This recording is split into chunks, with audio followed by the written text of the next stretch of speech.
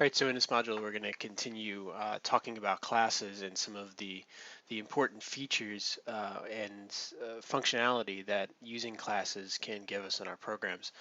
Before I get started, I don't want to sound like a broken record, but I at this point in the course, covering classes in particular, the textbook becomes even more important. So you want to make sure that you've kept up with the reading and probably read the suggested reading for each module before you listen to the videos or before you look at the slides.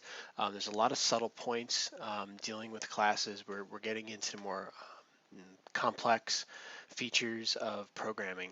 And so you want to try to make sure you've kept on top of everything as we go, because we're covering quite a bit more material now in each module, even though they are actually a little bit more brief than they were in the beginning of the semester, beginning of the course when you were first sort of getting used to the idea of programming.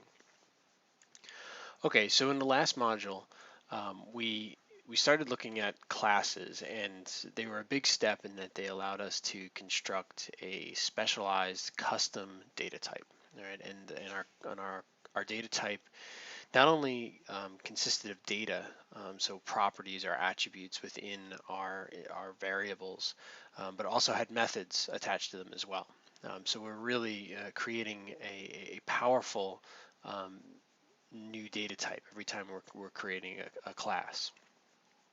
So there's specializations over the general purpose, right? So we saw lists, we saw tuples, we saw dictionaries, and those are very flexible objects, classes. They're very flexible in that we can build a lot of applications out of them. But when we need real specialization, it becomes cumbersome to just deal with the basic data types. So what inheritance is all about is now taking repeating that step over. All right, so we might have created a class in our program, but we may later realize that there are various specializations of these classes, and how can we sort of take the same idea in concept at least and extend that forward.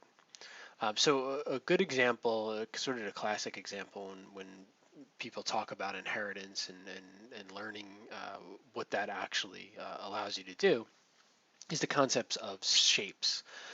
So, excuse me. Let's assume that we're going to write a program that can draw out shapes to the screen, and actually, we would be doing that actually pretty soon in one of the programming exercises.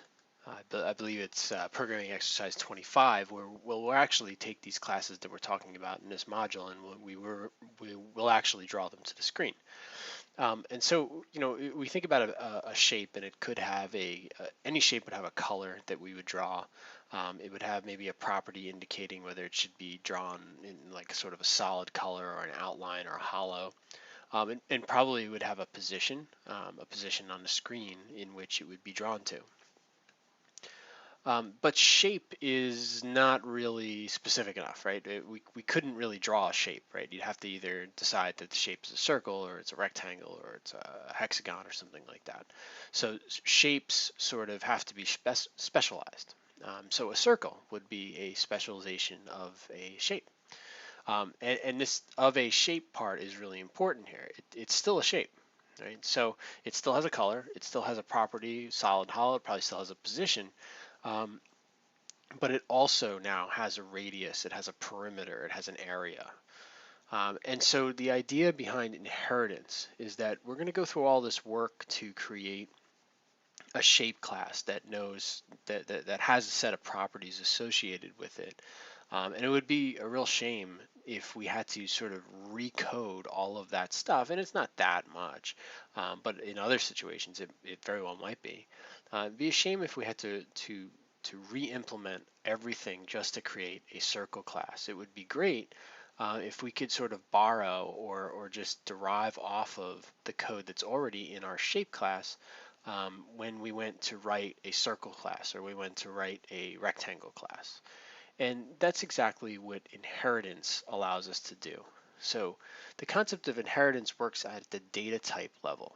Right? It allows us to say, okay, I want to create a brand new data type, and it's independent of the other data types in my program. but it's going to extend, or it's going to inherit off of an existing class that I've already created. And so it's going to, what exactly inherit, what does it exactly extend? Well, it inherits the current attributes and the current methods that are in that sort of parent or base class. And then it'll extend in that it has the option of adding more attributes or adding more methods on top of it. And in fact, as we'll see in a few moments, we could even replace some of the existing methods with new, more specialized options. And so before we go on, I just want to go over some of the vocabulary that is used in this area of the language. And by the way, inheritance is not something that's unique to Python. It's available in most languages that support object orientation, that support classes. And the vocabulary, or the wide variety of vocabulary is really because a lot of different languages use different words to describe basically the same thing. So first of all, you've seen inherit and extend, right? You might say a class inherits from a base class, or you might say a class extends a base class, and it means the same exact thing. There's no difference in that. You might also say that a class might derive from another base class, or it is derived from another class, and that's a pretty good name. In that it's borrowing the implementation, it's taking the implementation, then extending it. It's somehow based on this base class. I've used the term base class a lot. That can be used interchangeably with the idea of a parent class. So we'll have a base class shape, and we'll have several derived classes that are essentially specializations of the shape class, the circle, the rectangle, and any other shape that we might have. And each one of those different shapes, they'll have a lot in common with each other. They're still going to have all of the properties of a shape. So a circle and a rectangle will both have a color. They'll both have a position to be drawn to. They'll both have a solid or a hollow designation, but they're going to have some properties that they don't share. So a circle will have a radius. A rectangle is going to have a height and width. If you're going to draw like a cube or a square, it might just have one attribute representing the length of a side. So there's going to be differences between sort of these sibling classes, but there'll be parts of them that are exactly the same because they've been derived from shape. So let's look at the shape class just for a second to get an idea of what we're looking at. I didn't put the position here as a property, I just put the color and whether or not it's a solid.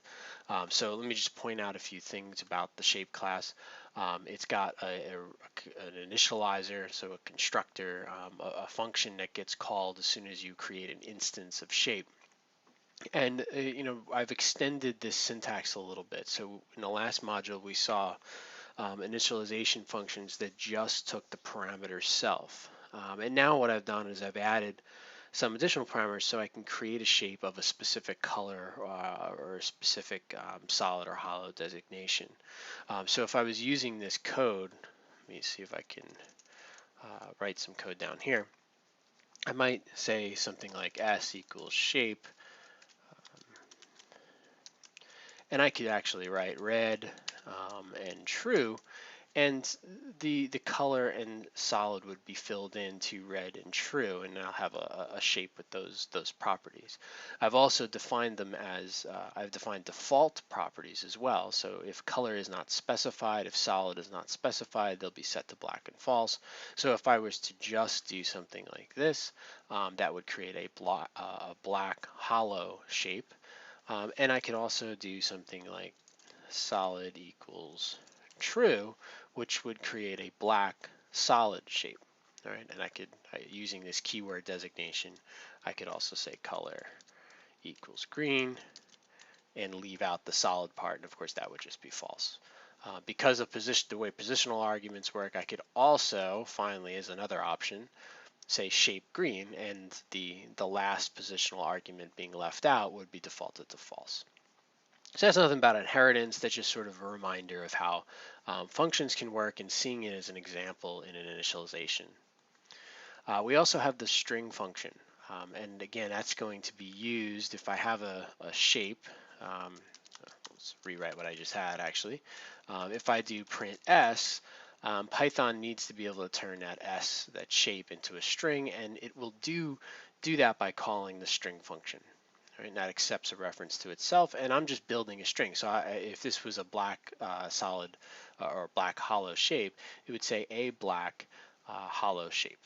All right, so I'm just building a string based off of the color and the solid property. So there's some logic built into that string function itself.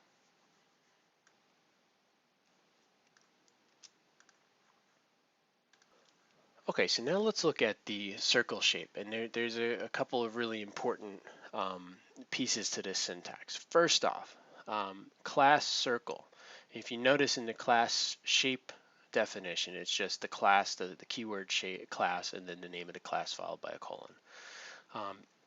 To indicate that circle inherits or extends shape, we write class circle and then in parentheses the actual base class. And we can only extend off of one class. We have to pick a base class. We can't pick multiple ones, but here's a base class of shape. So at this point, without writing any additional code, in fact, I could just write the word, instead of all of these three of these functions, I could literally just write the word pass, which is a keyword in Python that says, all right, I'm not really defining anything here. And I would have a brand new data type called circle that has all of the properties of shape. Right? But what I've done beyond that is I've created additional functions. Right? So circle is a shape. And if we look at the initializer that I've created, I've taken the same idea. I still provide color, solid as parameters. Notice I set different defaults. So if you were to create a circle, just like this, it actually would be defaulting color and solid to red and true. So it's a red solid circle with a radius of 1. And what you'll see is in the first line, I'm actually initializing the shape. Right? That's sort of almost, you want to think about it. You don't want to think about it as within the circle, but it's calling the base class's initialization with the color and solid. Right? So that's very important. That's the way we're going to initialize, or we're going to actually invoke the base class's initializer. Right? Because we want to initialize, the circle needs to initialize the properties that it's actually inherited from the shape class first. Right? And so that's gonna go through and it's gonna call the logic inside shape. You might ask, well, why couldn't I just wrote self.color, self.solid equals to the parameters? And the answer is you certainly could have, but then you're repeating the same exact logic, and that's generally not a great idea. One of the benefits of inheritance is that if the base class implementation changes a little bit, those changes are kind of automatically propagated to all the child classes. So you don't want to repeat logic. You want to borrow logic. You want to invoke logic. Right? And that's what we're doing here. We're just invoking the initialize function for the base class. We're then also extending this class by adding some more properties. So in the initializer, I'm going to do self.radius. I'm attaching a radius property to this circle object, and I'm defaulting that to 1, but the user could specify a radius of any value. I also have methods that were not available to me in shape. I can't calculate the shape, the perimeter or the area of a shape because I don't know what it looks like. I don't know the dimensions at all. But now that it's a circle, I know how to calculate this stuff, right? And a circle has a specific formula. So I've implemented a get perimeter function and a get area function. You'll notice that I'm using the math library. I haven't included it in this slide, but I do have an import to the math package in Python. And I've just calculated the perimeter and the radius. Right? So the main takeaway here is that circle is definitely a shape. It still has a color. It still has a solid. It still has the ability to be turned into a string, but it has extra properties and extra methods now. Right? And to sort of highlight the fact that it does retain the functionality that shape has. I've shown sort of some code and then the resulting printout here. If I create a shape, okay, we've sort of seen that before. We print out the shape and it says a black hollow shape, and that was because the initializer for shape, if I go back to that, it defaulted the color to black, it defaulted the solid to false, and here was the implementation of the string function. Right? And so because when I'm instantiating shape, I'm not specifying any parameters, it just accepts those defaults. Here I'm creating a circle and I'm actually specifying everything but radius. So I'm saying, oh, I'm sorry, I'm saying the radius is 8, I'm saying the color is green, but I'm not specifying whether it's solid. And notice I'm using the keyword um, syntax here, so I don't have to call the parameters in the same order if I don't want to. So if we look at circle, we go down to what happened here. Right, I'm passing in green as the color, and that's being passed along into the initializer of shape. Solid is just true. That's being set to the default. All right, so that's being passed along into shape. And radius is going to be passed in as 8 and set to self radius. We then call print C, and notice what Python does. Python will actually first look in the circle class to see whether there's a string function. And if we look at that circle class, there is not, right? We don't have a string function in circle. Since circle inherits from shape, Python's also going to look in the shape class as a fallback. It's going to go look in the shape class, and it's going to find the string function here. And it's going to call, it's going to actually call it, and it's going to invoke this logic, and what we'll see is we end up with a green solid shape because that's what this function generates. This function looks at the color, it looks at the solid, and it returns a string back, either a red solid shape or a green hollow shape or anything, whatever these properties are. So when we print out that circle, we see green solid shape. Now you might be sort of wondering, that doesn't seem entirely accurate, right? When we print out a circle, it's kind of weird to just say a green solid shape. It's actually a green solid circle, not a shape. But that's the text that we had in the base class, and we can't go change the base class to say every shape's a circle or anything like that. And the answer to, or the solution to this problem is that the string function on circle is actually, it would be nice if we could just borrow it completely, but in reality, we probably need to extend it somehow. We need to change it. We need to modify it because we know a little bit more about this shape now. We know it's a circle, and we also know it has a radius too. So that might be something that's important to print out. Okay, so I want to go over this code that I've added, but the first concept that I'm introducing here is that note I'm creating a string function inside circle. So remember when I said when Python goes to print that circle object, it first looks in the circle class and then it looks in the shape class if it doesn't find anything. It's an important ordering because it allows us to create new functions on the extended class, so the circle class, that override or effectively hide the base class's implementation. So here, the string function will be actually called on a circle and not the shape class. Now, what did I do? Well, I didn't want to repeat all the logic. I still want, it to say, well, it's a green solid circle, or it's a red hollow circle. So I started off by calling the string function of shape. And remember, that's going to return back to me a green solid shape. So I've got that string, a green solid shape, and I'm calling replace on it. And remember, when we covered strings, one of the functions in the string class was the ability to search for a substring and replace it with something else. So if I'm getting back a string from this base class's string function, if I'm getting back a green solid shape, if I replace the word shape with circle, I'll get a string that says a green solid circle. And then additionally, I'm going to add some more parts of the string back because I know this is a circle. I'll say with a radius of, and I'll take the radius. And that's how I'm building. I'm actually calling, or I'm invoking the base class's implementation of string to get some basic logic going, a green solid shape. I'm replacing the word shape with circle, and then I'm adding on some existing stuff. And I could do the same exact thing for a rectangle class, right? So we don't need to limit ourselves to one class. A rectangle is also a shape. I've gone and set, colors and the solid hollow defaults. I've got a height and a width now. I'm recalling the shape, and notice the rectangle has nothing to do with circles, right? It's not related to a circle in any way. But I'm setting the property height and width. I have a get perimeter, it's a different formula. I have a get area, it's a different formula. And I have another string function in my rectangle, which is doing much the same thing as the circle string implementation was. It's calling the base function.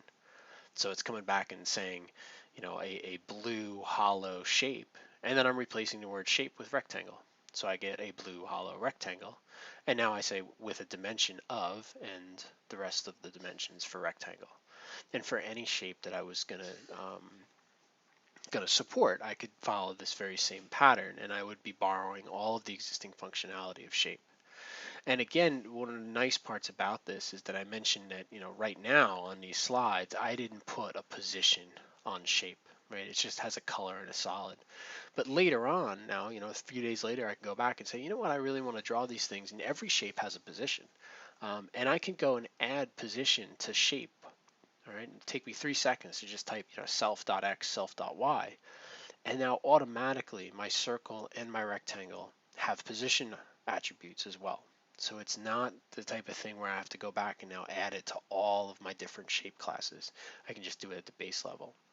Um, that doesn't always work, right? If I wanted to, add some property to circle that was only useful for circles, that doesn't obviously flow to rectangles or anything like that.